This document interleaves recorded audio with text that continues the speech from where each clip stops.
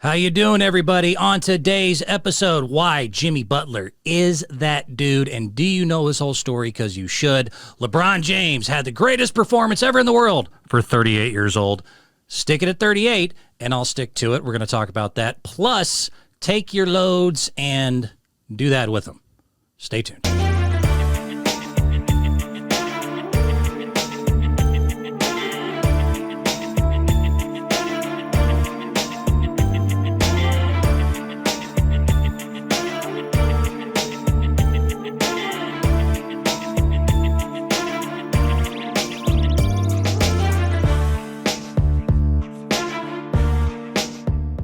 What's up, everybody? It's the Tricky Guy Sports Podcast. It's your host, Brent Bilski, a.k.a. Double B, with you. What is going on? All right, today, going to continue to talk NBA.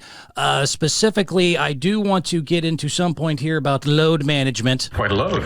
Well, Van can handle quite a load. Yeah, relax, old lady. Basically, I think it's stupid. We can get more into the details later, but it's dumb, and it's not really working, and it's pointless, and yeah, all that load you handled. Quite a load.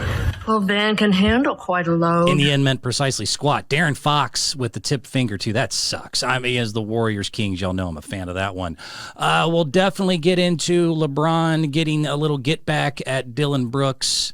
And, yeah, overall, I liked what I saw, and I wanted to be just completely on his side. I like that idea, and I will support it. All I'll say is right now, because I'll discuss it, is that basically, dude, okay, just make sure the caveat for everything that happened, because as good as it was, just make sure we keep going at 38, because that's what you need to, as a grown-ass man at 38 years old. I'm a grown-ass man, dog. Okay, fair enough. We can say all that. I'll get into it here in a minute. Staying away most likely from NFL today. The draft is coming up, and so that will be more interesting when I get back. Aaron Rodgers now a New York Jet. That's pretty impressive. But without further ado, the story of the night, and a story that needs to be told more, was Jimmy, a.k.a. Himmy, freaking Buckets, bringing out the lion. That's the lion.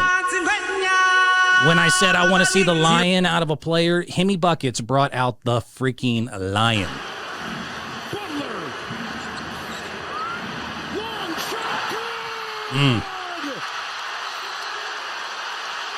This my ish.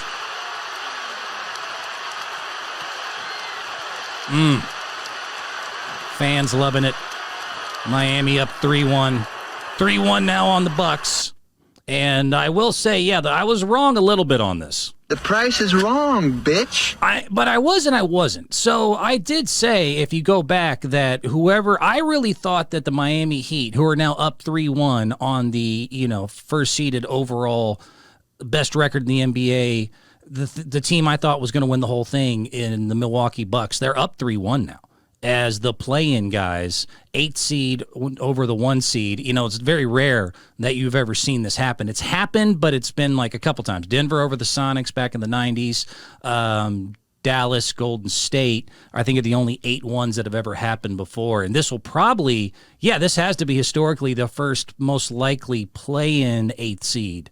So really could have been all the way to 10th or not even in the playoffs at all, the Miami Heat to be able to come all the way and do their thing against who I thought were the best team in the league. And I still think are the best team. So I'm only kind of wrong here. The price is wrong, bitch. I mean, the fact is that Giannis is back, and I did say this too, is you don't just recover from the smash tailbone that Giannis Antetokounmpo took. I mean, that was brutal. I mean, you could hear it through the screen when he fell.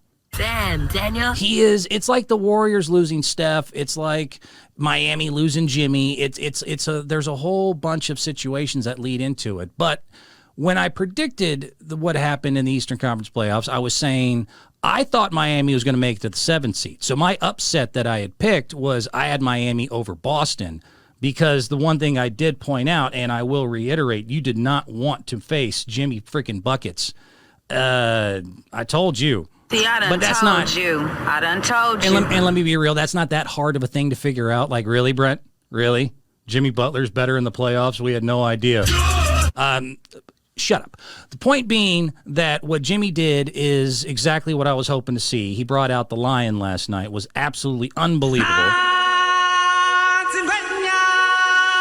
I mean, 56 points is the fourth all-time in the playoffs, the most in a while. I mean, Jimmy Butler, 56 to lead the Heat comeback, and doesn't want the nickname Playoff Jimmy, by the way. This is one of the things I love about Jimmy, besides the competitiveness, besides, too, when I tell you why you should really root for Jimmy Butler, you'll get maybe more on board if you don't know a lot about Jimmy. But just a humble dude. I'll even ignore the weird condom, make him look like a penis with his hat on, League of Their Own reference there, when Tom Hanks gets ejected. Like a little penis with that hat on. He didn't look much better in this press conference, but I like what he said. What he said was important. Two quick questions, Jimmy. You've denied it before, but is playoff Jimmy a thing? Are you ready to? It's not a thing. It's not. I just be hooping. What's not is that hat. I like how it says WTF. That looks like Dr. Seuss's condom, or the Cat in the Hat's condom. That's really what that looks like to me. But I like what he said. I'm just hooping. He doesn't do a lot of the stuff of the other person that I will make this comparison and contrast to in a little bit. But, man, he just went bananas and led them back to a 14. I mean, Miami Heat was in big, big trouble. Giannis was, tweaked and he was hurting for Milwaukee, but there was a 14-point lead with 6 minutes left, and the number one seed was going to tie the series and take this thing back to Milwaukee. They were in big, big trouble, and Jimmy said to hell with all of that and just went absolutely insane, led them back all the way to it. It's the first 50-point, by the way, 56. Let me just reiterate, 56 points against a very good Milwaukee team. What does that do? Does that blow your mind? Even with the hobbling Giannis. And it was the first 50-point playoff game since the 2021 NBA Finals, which Giannis was the one to do that one. He is now leading the playoffs, averaging 36.5 points per game versus just the 22.5 that he averaged in the regular season.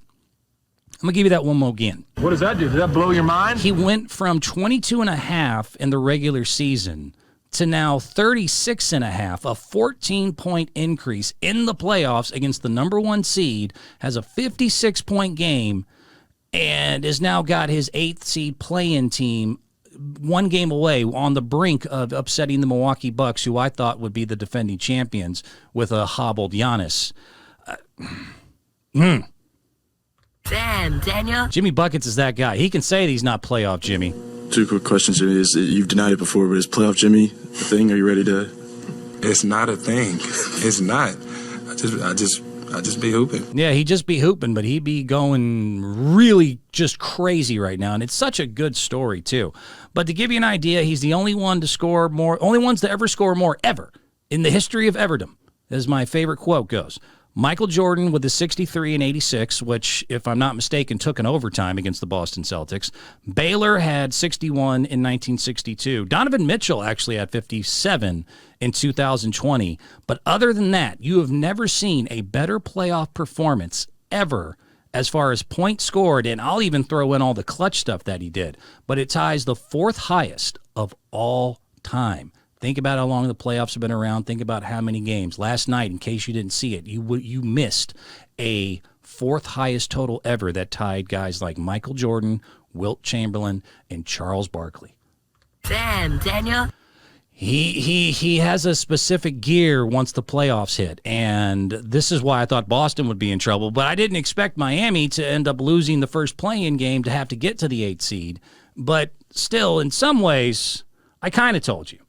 I'm not going to take all the credit. I did kind of tell you. See, I done told you. But, yeah, the Heat were down 101-89 with 6:08 remaining in the fourth. They outscore the Bucks 30-13 in the final 6 minutes. Jimmy Butler scored or assisted on 22 of the final 30, and in clutch time in the last 5 minutes, which means the score within 5 points with 5 minutes left, Jimmy Butler by himself outscored the Bucks 13-8. A lot of this bears repeating because a lot of people are so obsessed with the other thing that happened in Memphis and L.A. You're not paying enough attention, and not nearly to how cool of a story it is, too, that Jimmy's even here in the first freaking place. You have no idea, most of you, how much Jimmy had to even go through, or Himmy, which I do like, Himmy Buckets. All right, you got me. That's an awesome nickname. Not bad. But, yeah, so he by himself in the final 5 minutes of clutch time with 5 minutes or 5 points between the other two teams, outscored the Bucks 13-8. He assisted or scored on the final 22 of 30. Matter of fact, he had 21 points in the fourth quarter. And, defensively, the players that went against him, he defensively held them to 1 of 8, a.k.a. 13% shooting. I mean, this dude went bananas. First quarter, he went nuts. I mean, started off the right way, 22 points. I mean, just watch everything this guy was doing. Yamming on Giannis, give me that. Getting in the post. The big thing is the threes, though. I mean, we know that Jimmy's got the mid-range, as you see here, as the fans are... We know Jimmy can do this. Which, don't tell me the mid-range game is lost nowadays. Don't tell me the mid-range game is gone. Getting the dunk at the end. But here was the big stuff, the threes. The fact that he's shooting like 40% from threes in the playoffs when he's like 20-something% in the regular season, and these were in the clutch, these were at the end of the game, those were so freaking crucial. And the big one that he hit when he finally just started really bragging about himself, I can't even get mad looking around going, this is my house. That's a lion. That is a lion. He has absolutely delivered. Very riveting. Amen, Reggie Miller. That is exactly what I'm saying when I'm like, I want to see the big dogs eat. That is a big dog eating right there. Oh, this might go down 2-2? Really? 6 minutes left, we're down 14? All right, how about I outscore you personally in clutch time, hold everyone to 13% shooting, and get 56 points, the highest fourth quarter, or one of the fourth highest ever in playoff history, because I am Jimmy effing Himmy Buckets, whatever you want to call me, and don't forget the name. That was a playoff performance worthy of a very big round of applause. Congratulations, Jimmy. Getting to have another moment. It seems kind of weird that we keep forgetting just how good he is and how much he has done this over the years. But man, that's a dude. That's a tough one. That's a killer. It's interesting, as much as I keep saying it. Kevin Love, by the way, when they asked him about the thing afterwards, you got to hear what Kevin Love said, because this is exactly, again, I'm somewhat prophetic, and I don't even mean to be. You're psychic. You can predict the future. But after his phenomenal game and 21 points in the fourth, Kevin Love, and I read, says when he gets in that zone, he's just such a killer. Lions like to hunt, man. They make their kill and they keep hunting. That's what he does. One more time. and I read, Kevin Love, who's been around and seen the other person perform a lot, did say, quote, lions like to hunt, they make their kill, and they just keep hunting. Last time I'm going to do it. Jimmy 8 on Milwaukee. Milwaukee is in big boy trouble. Giannis is not all the way back. Some people are saying, oh, he can play through it and do all this.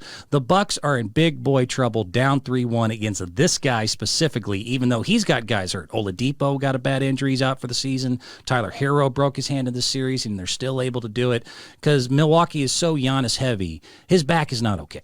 He's not. There were certain movements, and you got to remember the knee bone's connected to the thigh bone, the bing bone connected to his back, his lower back, his tailbone is connected to everything that makes Giannis good. Athleticism, strength, dominance. He can do other stuff, but his genetic freakism, which is not a word, but I just made it up, is really what makes him what he is. So Jimmy's going to be probably on to the next round, and if they get New York, I don't mind New York. I don't think they're a bad team, but don't tell me Miami can't beat New York. That if this guy continues to do what he does, that the Knicks, even with Brunson playing well and all that, wouldn't be in trouble. Knicks fans are insane. I will say that. I'll talk more about that a little bit later. But, yeah, the whole story of Jimmy.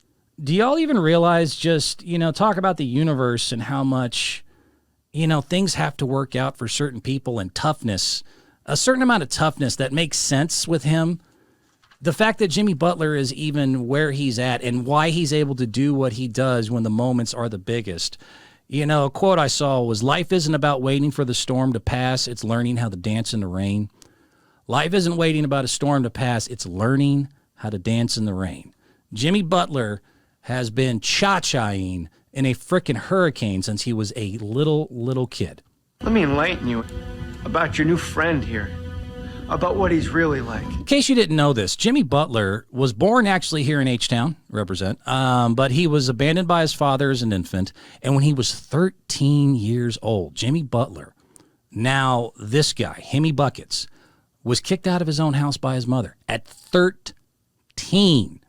13 years old, he said his mom said to him, quote, "I don't like the look of you. You've got to go." From then on, he had to bounce around from friend's house to friend's house, he said, every few weeks. So every few weeks, this guy had to find a new place to live at 13 because his father's not around, and his mom kicked him out because, quote, she didn't like the look of him and said he had to go. At this, I mean, talk about all the, we talk about our childhoods and trauma responses and PTSD. Imagine being in your own home. Your own mom looks you in the face and says, nah, I don't like looking at you. You got to go. Where am I going to go? I don't know. Figure it out. Had to do all that and eventually did buddy up with a guy. He was a senior in high school. He met this freshman who then had him move in with his mom and his stepdad, even though they already had 6 kids themselves. They were able to take him in and say, you know what, come with us, we'll take care of you. And which is, I mean, shout out to mamas. Mama say that happiness is from magic rays of sunshine that come down when you're feeling blue. So, yeah, her name is, it escapes me. Oh, Michelle Lambert. Michelle Lambert was the one who took it in. He was friends with a guy named Jordan Leslie.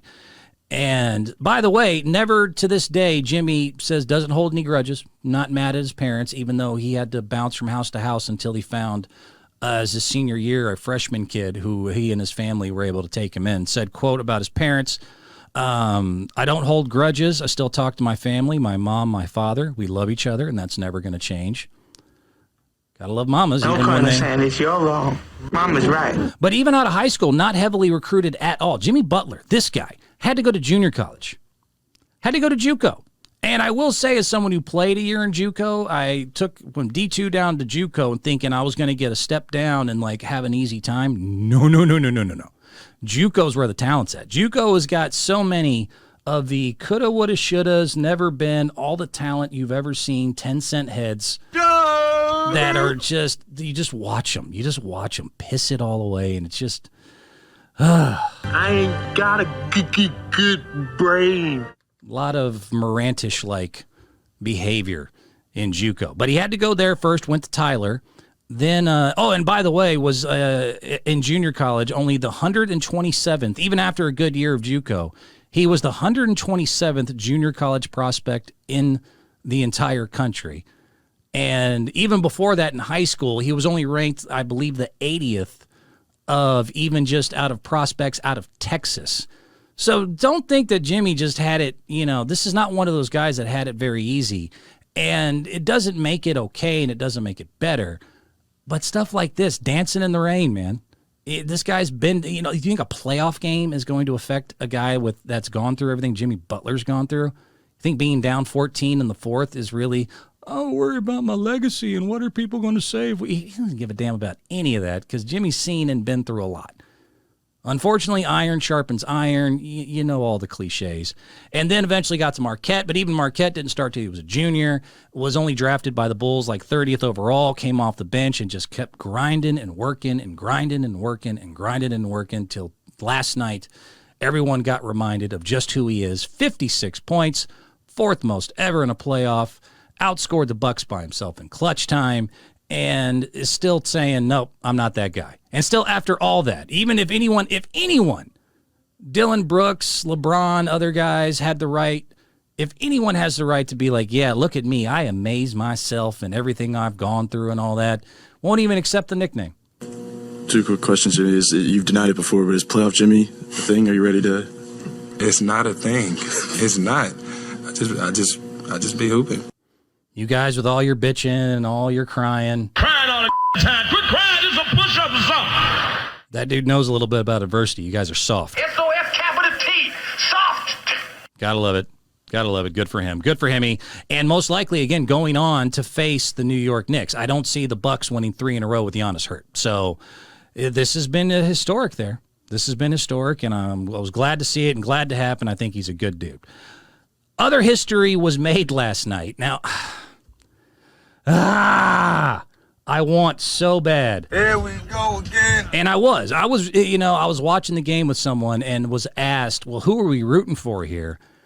And I was like, you know what? In the douchebag Olympics here, I got to go L.A. just because watching Dylan Brooks eat it was just, mwah. And watching LeBron James and the boys get up 3-1, I was actually happy for LeBron James and what he did. I mean, the guy did some things there. The 2020, everyone's talking today about the 20 points and 20 rebounds as they were able to get the win in overtime.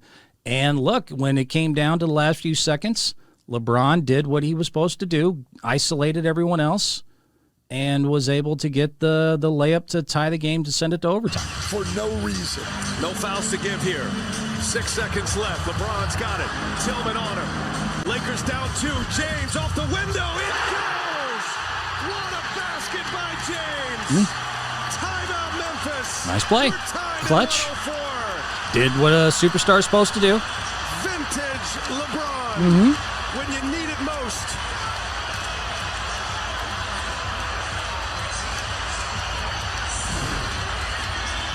Yeah, Tillman's been doing a good job, but here, LeBron James gets an angle and just accelerates. He lays that ball high on the glass, way above the box, so that Jaren Jackson Jr. can't get to it. Yeah. And Jackson was way up there and almost got it, but LeBron. Defensive Player of the Year, by the way, Jaren Jackson. I mean, that was huge. That was a big shot. It was his only 2 points of the entire fourth quarter. Like, what do you want from me? That's what I guess I want to understand by certain people that want to have the argument here. I mean, Jimmy Butler had 21 points in the fourth and outscored his team, the Bucks, by himself in clutch time. This guy did have 20 points and 20 rebounds, but he scores one basket the entire fourth quarter, and most of y'all skipped the first headline of Jimmy. I watched the sports shows today and led with the 2020, it's the crazy, and it's really not that crazy of a stat.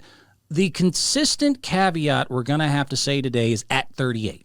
That at 38 years old, that is LeBron's legacy more than any of the other stuff. The fact that he is the longevity and the ability to do it at an advanced age. I'm a grown-ass man, dog. Is one of a kind, is phenomenal. You have not seen people at his age do what he is doing, at least not to the level of, consistency and strength that he does.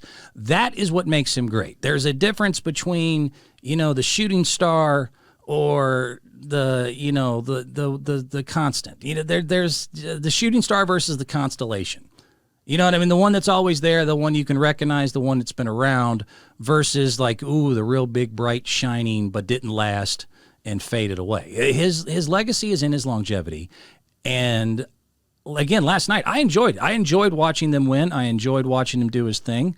117-111, got it done in overtime. I love that in overtime, once they got the lead, he finally, with just about 30 seconds left, and he was going against Dylan, who, again, I've said I am done discussing how much of a douchebag he is. Douchebag says what? But now Dylan's gotten so bad in his own head after all the nonsense he did, he's not even performing on the court anymore. As LeBron got some get back in a part that mattered at half court, Dylan isolated on LeBron. He wanted James. He gets him. James drives. James is fouled. Gotcha. LeBron.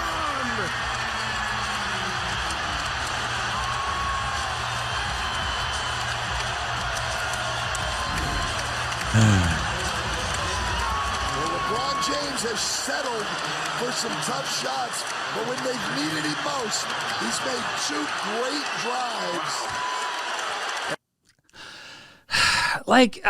That's good. It's Dylan Brooks. This was the point I was making in the last podcast. Dude, at least 4 or 5 times, just eat on this dude. You can still win the game and be able to do the same thing. And he got what he was. I mean, the guy was guarding you all the way to half court. He's too slow and he's too small. Yeah, take his goofy wannabe, tough guy ass to the hole, put him in the box, and get an and one. Oh! Oh, good for you. But all the just rah, like, ooh, it was a good shot. It's a good shot. Again, 38 years old. I'm going to keep saying that just to make a point. A lot of this is, again, at 38 years old. I'm a grown-ass man, dog. No one else. Not really. Not really. Kobe was injury prone and was 37 and some days to change before he finally retired. Most people at his age are not doing this. And besides the layup, and so credit to that, the layup that was in the final second that it was able to get them. They were down 2, took them to overtime. Besides the fact he punked Dylan Brooks perfectly and accentuated it with a lot of screaming and yelling, which I actually enjoyed. Dylan, go take your rest of your little Memphis Grizzlies on somewhere and go cry about it in the car. Even almost hit a miracle game winner. A lot of people aren't discussing this enough. This was impressive. LeBron almost hit the damn game winner after Davis got the block on Ja with 0.8 seconds left. He hit a half-court shot. Take a look just in case. The block clearly late, but hey, when you're LeBron James, the entertainment value is high. That was an interesting thing, too, because even though that didn't count, it definitely did add to the momentum. It definitely did add to the momentum of that situation. But, got it done, doing what they're supposed to do. They are now up 3-1. I know they're the 7th seed, but Ja Morant, who, boy, that dude, besides the fact that the universe is just trying to teach him to be a little more careful, the diving around and jumping, it's not going to be able to hold up. It's just not. As far as the Ja Morant and the Memphis Grizzlies situation goes. But Ja's shooting hand is bruised all to hell, and he keeps re-aggravating it. They're missing Steven Adams. They're missing Brandon Clark. And you have yourself the GOAT, as I've been explained to by a lot of kids who want to tell me that he's the GOAT. And you guys still have a healthy Anthony Davis. And shout out Austin Reeves and Rui Hachimura.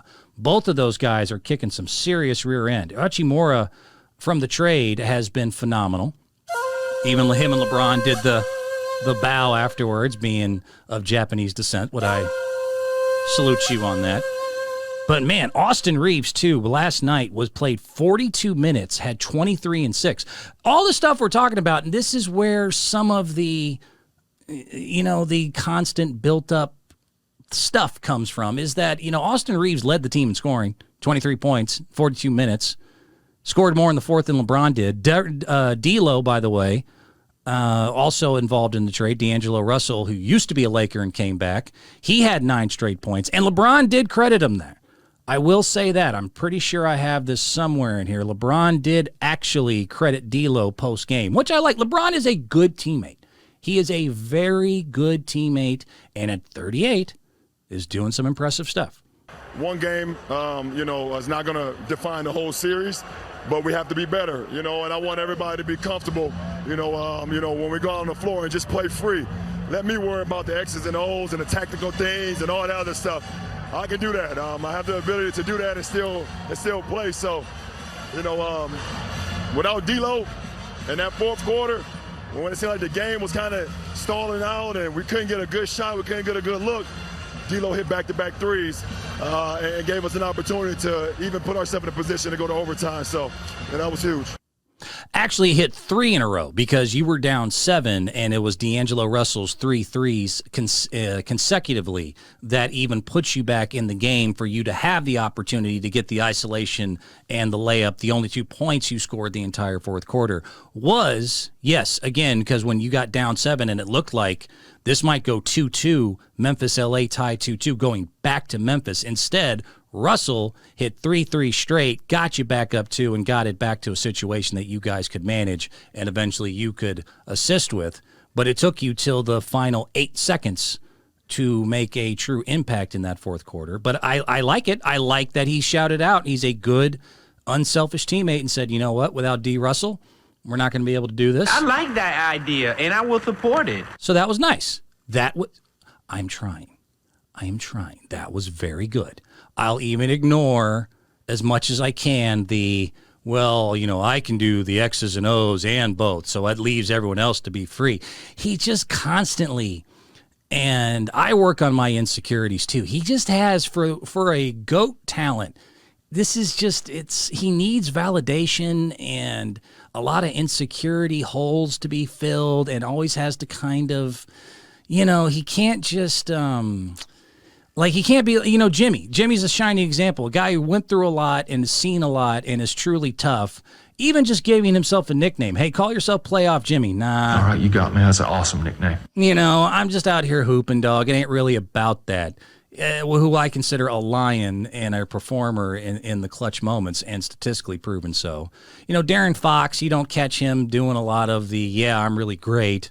And I don't think either one of them, unless I'm mistaken, has the chosen one like LeBron tattooed from shoulder to shoulder, or answers the phone as king. Tell you what, though, hey, 38 years old, dog. 38 years old. I'm a grown-ass man, dog. Longevity is his legacy. Absolutely. Even after the game, again, because I was happy. I was truly, between the two teams, I was happy that LeBron stuck it to Dylan. Memphis can go learn about how the universe doesn't reward stubbornness and goofy attitudes and nonsense. I think a lot of the Ja thing a little bit is just the universe trying to explain to him, it's not your time, you haven't learned, you haven't really held yourself accountable, and until you do and understand some personal responsibility, we're just not going to reward you. As he is trying, as Cartman-like as he can, to battle through basically an entire just solar system telling you, Whatever, I do what I want. Can't do everything you want. We're going to kind of make sure things that don't, work out that way for you. But even after the game, I'm happy for him. I'm glad he did his thing. And they ask him, you just don't catch a lot of the other ones doing this. And I'm hammering the horse a little and shooting it twice and double tapping. I'm sorry. But y'all keep doing this and saying things, and you led with LeBron before you led with Jimmy. So I said today, I was like, no. I'm going to lead with Jimmy first and then get into this, because this is just, it's frustrating. I'm going to play it again. It's frustrating. Frustrating. You want to. It's frustrating. It's frustrating. Someone that was in his corner, and I'm hearing him post game, they ask him, do things you do amaze yourself? And he can't. He can't help himself to not give himself the validation or seek it. LeBron, do you ever amaze or surprise yourself? Yep. When? Did that happen tonight? When my teammates told me I had 20 and 20, I had no idea that I had 20 and 20. And it's the first time I've done it in my career. I've done some pretty good, cool things in my career. I've never had 20 and 20 before, so that was pretty cool, I guess. Yeah. Only one to do it at 38. I'm a grown-ass man, dog. It's impressive to do at 38 years old, but we'll break down just how historic the 2020 thing is. And it's not that it's not, but we'll get there. The idea that he amazes himself. And then he goes into, by the way, because he did, nice, clutch, great layup when he laid it up over Jaren Jackson, Defensive Player of the Year, who was fully outstretched and, had to arch it off the glass. It's not the easiest shot in the world. It's something that requires practice, but they ask him about it, and he acts like he invented the high-arching layup. It's tough, man. It's tough to hear all this and not just roll my eyes so back I can see my brain. I work on different layup packages. Tier 1 is a layup just right underneath the rim where you lay it off the glass. Tier 2 is like the middle of the glass or the middle of the square. And then Tier 3 is over top of the square. Shout out to Chris Johnson. We work on those depending on the shot blocker. So I've had moments where I've been able to scoop those high layups. One to come to mind is, I don't remember which finals it was, but in Golden State, I was able to drive right, keep the ball in my right hand, and underhand scoop it high over KD in a game. You remember that play, right, Dave? Yeah, 17, yeah. So it's not the first.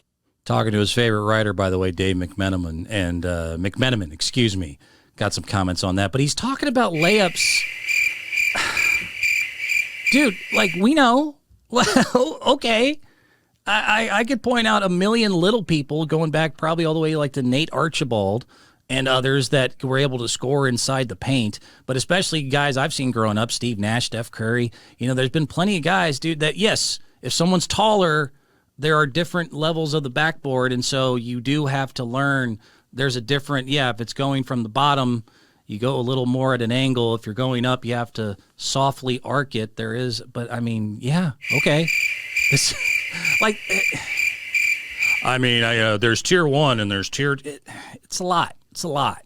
It's a lot of just like, instead of just being like, hey, I'm just out here hooping. And I'm not trying to say just shut up and dribble. That's not the point. It's not even, it's just, you don't hear it. You didn't hear a lot of the other ones get into this. I amaze myself. And they put it up. They put up and showed, here's that layup he's talking about. He still remembers this from like 7 years ago in the finals. Giving him plenty of room. James drives on him, layup off the glass, banks it home. 40 points for James. His 8th 40-point game of the playoffs this year. Now, honestly, that, as the announcer did mention, 40 points 8 times in that playoff run when they were able to do their thing. But, I mean, it's a layup. Okay. I mean, they're tall too, but it's not like you're not 6'8", 260, and you have some skill and touch. So, if a tall guy's coming, you have to obviously put the ball higher than the man's hand is going to be, or else they're going to block it. Okay, I guess.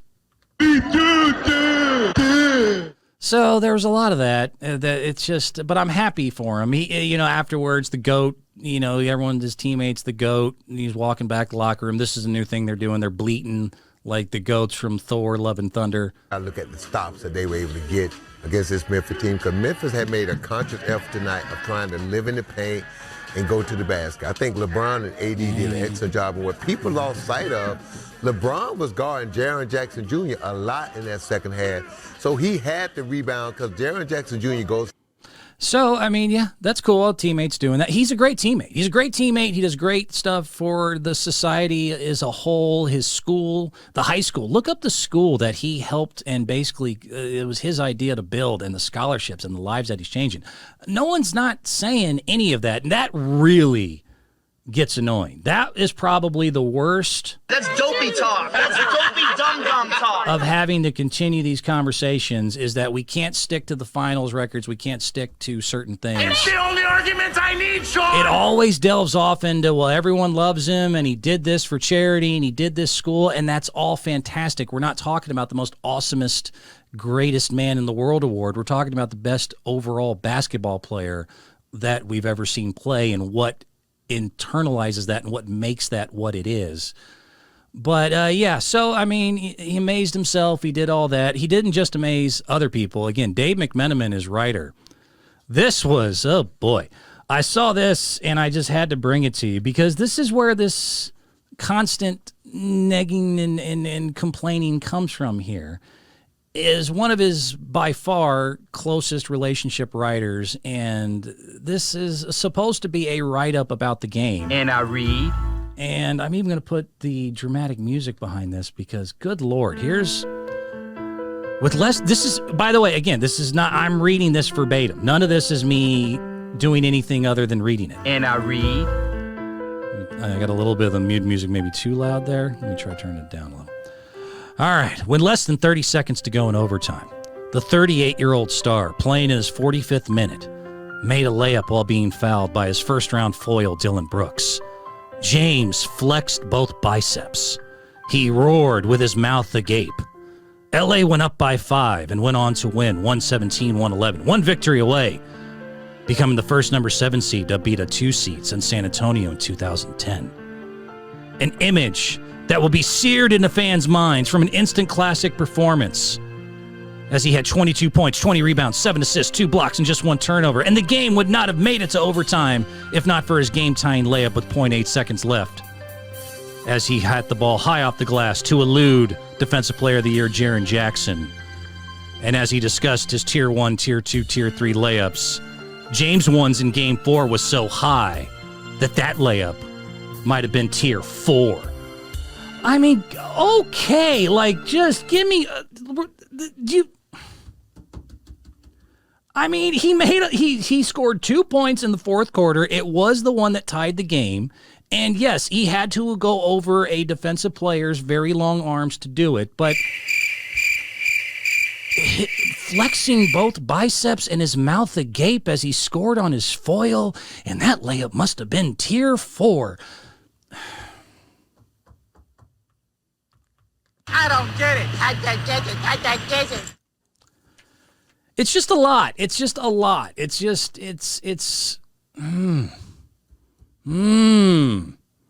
Even the 2020 thing, even the 20 points and 20 rebounds, which was, again, the first time he's ever done it in his career, the first time a 38-year-old has ever done it in the playoffs. So, that's all fantastic, and I'm happy for him for doing that. Oh, good for you! As they beat a injury-depleted Memphis Grizzlies. But just to give you an idea, let me give you the enlightenment one more time. Let me enlighten you about your new friend here, about what he's really like. You have to keep the caveat at 38. And if you want to make that argument that that's what defines greatness to you, is that he has done it for the longest period of time. Not that he's had the really big, memorable, as much moments as some of the other GOATs have, but that he's been able to extend his career and be impressive later in his career more than anyone else, because at 38, what he's doing is crazy. Fine. Keep that argument, though. Stay there with it. Don't get into like he's still the best player on the court and that we've never seen a performance like this. No, we haven't seen a performance like this since 38. At 38, we've never seen this. Wilt Chamberlain did 20 rebounds, 20 points 60 times. Just so you know. 60. Now, it is Wilt Chamberlain. So, fine. LeBron has done it once. Kareem Abdul-Jabbar did it 21 times. Bill Russell did it 19 times. Shaq did it 15 times. Charles Barkley, by the way, did it 11 times. Charles Barkley has had 20 points and 20 rebounds in the playoffs 11 times. And just to, clarify here, in case you're going to get back to the age thing, he did it at 36 years old. At 36, when he was a Houston Rocket, where he was just didn't care anymore, was just a big old fat... Barkley will tell you this. Barkley will say that he was a big fat baby at that point. Cry me a river, you fat baby. You disgust me. Yeah, Pippen, and Olajuwon weren't working out at this point. They weren't really, into it anymore. Even at 36 and fat, Barkley was able to score 20 points and 20 rebounds in a playoff game for the Rockets. And, the list goes on, but, hell, Carlos Boozer, just so you know, has had 20 points and 20 rebounds in a game 3 times. It's not hatred. It's not. I hate. But if you really emphasize, because when people talk about it, they go, the 2020 historic performance at 38 years old. They like to kind of just wedge that part in, because that's the caveat you need. Just like when they do a lot of comparisons of stats between Michael or Kobe and then LeBron, they will always bring in the rebounds, because that's the delineation between, doesn't matter that they might have scored more points or had, higher this or higher that. They'll always say, well, if you look at points, assist, and rebound averages, LeBron beats this guy, LeBron beats that guy. He is like 6'8", 6'9", 260, and one of the most gifted and hardest working on his body athletes, but he's a physically more dominant GOAT candidate than Jordan ever was, than Kobe ever was, or, has more of the guard-like skill. He was built, as far as if God could create a basketball player and give him the mindset and the work ethic and the needs to be healthy, other than up here not maybe being a killer as much as I want, he was perfectly made and constructed to play basketball. You really can't find... He could play a lot of sports, to be honest, but basketball really suited his nature. It really did. But, the whole, oh my God, 20 points, 20 rebounds. So Carlos Boozer did it 3 times. Barkley did it at 36. It wasn't 38, but he was pretty fat at the time. So, look, it was great. I'm glad they're winning. I am glad about that. I did want to quickly get into, as I got to do a quick transition, I'm looking at the time, load management, just because I was going to say defeating the injury-depleted Memphis Grizzlies. Let me discuss managing loads here for a minute. Quite a load. Well, Van can handle quite a load. I'll get off the LeBrons. You get my point. I think you get my overall point. I'm glad what he did. It is interesting. as they now have a pretty easy road to get to the next round. They will face the winner of Golden State and San Francisco. And, oh, boy, in case you missed that news, Darren Fox, that sucks. That truly sucks. I am not happy at all that Darren Fox is a injured Fox. That sucks. Darren Fox on his shooting hand apparently fractured his finger, and they're gonna have him play, but that's other than the Bucks losing Giannis, I can't think of a team that is more centric towards one person offensively. I would argue the Warriors aren't even as offensive centric with Steph, as Darren Fox is the head of that snake, the head of that table, and the leader of everything they do seems to go around him and what he does offensively. He's got a fractured tip finger on his left hand, his shooting hand. He's going to try to play. And so I looked at all these injuries that are happening, in case you've missed all the injuries. So the Clippers right now are in big boy trouble. They're about to lose to Phoenix, and that's mainly because Paul George has been out with a knee injury, and Kawhi Leonard has also been out with a knee injury, apparently dancing too much in Drake videos. This was something, just real quick. Look what, by the way, Kawhi Leonard does with his load management. Has anyone seen this video? This music video? Where is it? I know I have it here somewhere. Oh, I better have it somewhere. I want to say, is it this one? Nope. Sometimes during the live one, you transition and you have something you want to get to, and then you can't find it. Here it is. I got it. Look at this. Look at Kawhi Leonard. Some Drake music. Look at, what is this dude doing? Just out of curiosity, as I get into managing loads here. Very boy bandish. I think it's supposed to be tongue in cheek.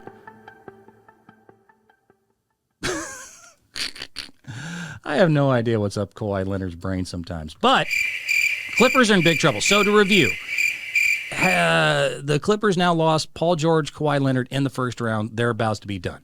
Memphis Grizzlies are also about to be done. John Morant's hand is busted all to crap. Steven Adams has been out with a knee injury. Brandon Clark out with a knee injury. The Timberwolves, who are also going to be done here pretty quickly, lost Kyle Anderson to a fractured face. We have the Kings now, Darren Fox with his busted finger.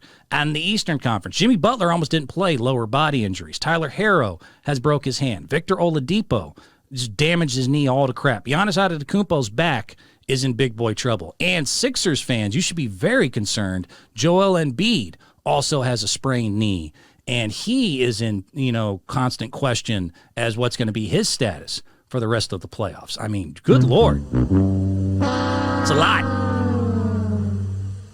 So I just want to make the quick point. How's that load management working? I mentioned it briefly yesterday, and then I thought about it, and then I heard about Fox, and I was like, okay, I got to bring this up. This is getting to the point of there's no evidence, there's no proof, and now there's no results. Load management is stupid. It's a stupid idea. The idea that these 7 to 10 games you're going to have to miss in the regular season will lead to you being healthy has literally no evidence to it scientifically. I've looked into the research on this. The evidence of people doing it has not led to any real results. LeBron, you could argue a little bit, but even he had the foot thing until he saw the LeBron James of feet or whatever. So the idea that these kids and these fans who are being, screwed out of their money because you think it's more important that you get the night off. Money, money, money, money, money, money. And you still get the paycheck, by the way, which is just so 2023. Even in the regular workforce, we're finding out people are like, oh, if I get paid, and I can't blame them. If I get paid to sit on my ass and stay home, guess what? Money, money, money, money, money. NBA players aren't much different in 2023, but all of the arguments and the point that was being the reason why that 8-year-old kid is crying in the stands because his dad had to work, double overtime to buy these tickets to get him close enough to see his hero, and his hero's not out there that night because I got to save him for the playoffs. Where's it working? I'll wait. Where in the world can you show me any evidence of where this is honestly working? Don't worry, I'll wait. So far, in just the first round, we've lost Paul George, Kawhi Leonard, Steven Adams, Brandon Clark, Kyle Anderson, Darren Fox, Tyler Herro, Victor Oladipo, Giannis Antetokounmpo, and Joel Embiid. And a lot of them are in that load management category. Matter of fact, I looked it up. The ones that have been consistently the most ever as far as really, teams and enabling it and using it, the most enforcement when it came to load management over the years, there's been 5 of them that are constantly highlighted. And the list goes Giannis Antetokounmpo, who's got a back injury. We have John Morant is kind of in that category, but also he's got Zion Williamson. I was looking at the other list. So it goes Kawhi Leonard, Zion Williamson, Anthony Davis, Kyrie, and Joel Embiid. So, yeah. So right now you have Kawhi. Zion was out, didn't want to play. Kawhi's out. Davis is constantly getting tweaked. Embiid is out right now, along with everyone else, because fluke accidents happen. So where is the evidence? Where is it? Don't worry, I'll wait. Where's the evidence that any of the stuff you were doing has any actual benefit to the playoffs? Explain that to me. Explain it to me, God. Explain it to me, God. I want it explained to me now, Jesus. Can't have an explanation because it's not working. It's not affecting the overall performances or the health of the players. Matter of fact, there was only 10 people out of, I want to say there's 400 total in the NBA who played all 82 games. And you want to know who's on that list? Harrison Barnes, Mikal Bridges, Kevin Looney, and Jordan Poole, all of which have been completely healthy and had good runs so far in the playoffs. What does that do? Does that blow your mind? Take your loads, put it back in your face where it belongs. Stupid. Quite a load. Well, Van can handle quite a load. All right. Time for some fun videos. Want to check out some fun videos to end the show here? You seen this? Don't look at me. Don't look at me, little puppet. Have you seen this? Have you read about this? Let's see. KG. Oh, boy. This is KG, a straight out of high school player, for those of y'all that don't remember, getting caught on TV. I'll call this the equivalency of illiteracy, trying to read a spinning wheel sign thing, but it says equivalent, and this is what he came up with. Okay, here we go. Kind of like naming NFL equivalent for each NBA player.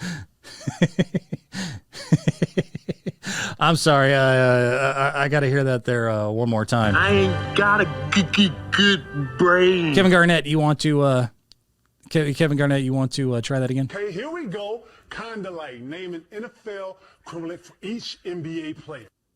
An NFL. Okay, here we go. Kind of like naming NFL equivalent for each NBA player. That's too bad. That's too bad. Oh, speaking of the Warriors and Kings, I've been asking, and I'm hoping by this time this series is over, because Demonic Sabonis, as I call him, has been charging and acting like a psycho. A lot of physical play. I'm worried when he goes back to Sacramento that they're going to continue to get away with it. And I was even saying, at some times it is okay as a player or a coach to get loud, to be, over the top, get a technical, get fined, do what you got to do, but bring attention to it in a way that will hopefully change. So it's, the small, lose the small victory of having to pay the fine or get the tech in order to win the longer battle, play the chess game, and get this ref's attention paid to the fact that it is out of control and out of hand. And I even said, too, that when I watched the Sabonis highlights of him doing this, the bumping and the constant charging, he reminded me of Shaq. And so I saw this. This is Shaq doing what I hope the Kings or the Warriors will do. Now, children, close your ears. This is not safe for work. This is after a game when Shaq really felt, and he did get beat up a lot, that he was going through too much. Shaq said this. We're frustrated at how the officiating went down the stretch there, but you guys pulled it out and it was a big win. David Stern wonder why the league is losing money. That's why. People pay good money to come watch these athletes play. They try to take over the fucking game. Shaq, we're on live. I know. Shaq said, I don't care, stupid announcer. Find me a river, you fat baby. You disgust me. So, yeah, I would really like to see that happen. I would really like to see Kerr, as nice and, polished as he is in his press conferences, if they continue to have this happen in their series, even though they really should have the advantage now with Fox being hurt. But might even be more reason for Sabonis to try to go extra crazy with the charging, that if it continues to happen, the refs don't call it, as only I and I think JJ Redick are the only ones that I've heard so far that really have mentioned the over-the-top physical play not being called. Cuss on live TV. Get a tech. Do something other than just kind of passively complain about it. You know what they shouldn't do is go skiing. Oh, my God. I don't even get why people ski. And technically it's a sport, so I can talk about it. What are y'all doing? I've done it twice. And I went to, so if you've never been skiing, in case you don't know, there's like all the levels, the more difficult the mountains, the different the levels are. So that starts off with like blue, then green. It's like karate belts. And then eventually it gets up to like double black and diamond. And one time I got suckered in going to like the really top ones. It sucks. Don't do it. I stayed with the kids, and I was a 20-year-old athlete at this point in great shape. I was like, you guys are out of your freaking mind. I am staying where it's safe, where there's powder. Those mountains are big, they're scary, they're unpredictable. It's nature. It's Mother Nature. This actually made the news. Some poor skier, putting life and limb at risk to go really fast. He ends up falling in a glacier. I was going to get into a tangent on that, but I'll wait till I show you the video. So, also, I forgot. I'm fired up today. I'm all jacked up on Mountain Dew. Tricky Guy Sports. You can YouTube search for the video sections in case you want to see what the hell we're talking about. If you're listening on Apple or anything else, we have a YouTube channel. Just put in Tricky Guy Sports in the search, and you can find this video and see all of this. But this made the national news. This guy had one of those cameras on his head, and, I mean, should be dead. Got very lucky. He fell down a glacier and was on his way. In case you've ever wanted a bird's eye view to what dying as a skier looks like. It looks like this.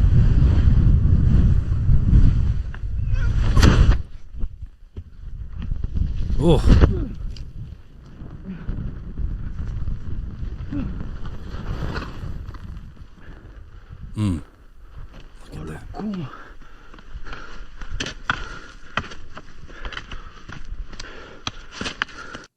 Look at that. Look at that. He just caught that little edge of that part of the cliff before. That looks like a water slide, an ice slide to your death.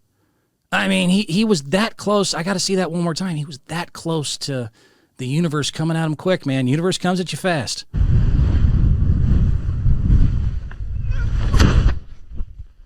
Can't even see that hole, by the way.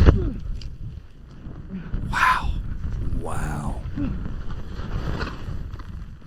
He was, I don't know what he said, but that's probably some foreign language for holy effing crap, I just almost died. I ain't got a good brain. I don't even know whose first idea it was of like, hey, you see this mountain made of ice? I got a great idea. I'm going to take basically two big old sticks. I'm going to flatten them out real flat so it's nice and slick. I'm going to stand my happy ass on top of it with no armor or, anything to really protect me. And I'm just going to go barreling down this sucker about as fast as I can. Do you guys want to join? No, I'm good. Pass on that, bro. Pass on that one. Life can come at you quickly, folks. Even when you're a little kid, and all you want to do is jump on that trampoline. And take that. I feel like I have to ask my parents if I've ever done that. The screen was too clean, the pigeon dying, flying into the very clean window in your back patio there. That's exactly what happened here. This kid must feel like he's part... not the seagull. We had a lot of seagulls in Corpus Christi, where I'm from, do this, but it was just to our window when it was real clean. Pow! Kids are resilient. They bounce back. That's pretty much the last one here. Knicks fans, shout out. I will quickly shout out the Knicks, who are up on the Cleveland Cavaliers. And then we'll roll out of here. Knicks fans, you're a different breed, man. You, Boston, Philly, we're learning Sacramento's kind of maybe in your category, but not quite.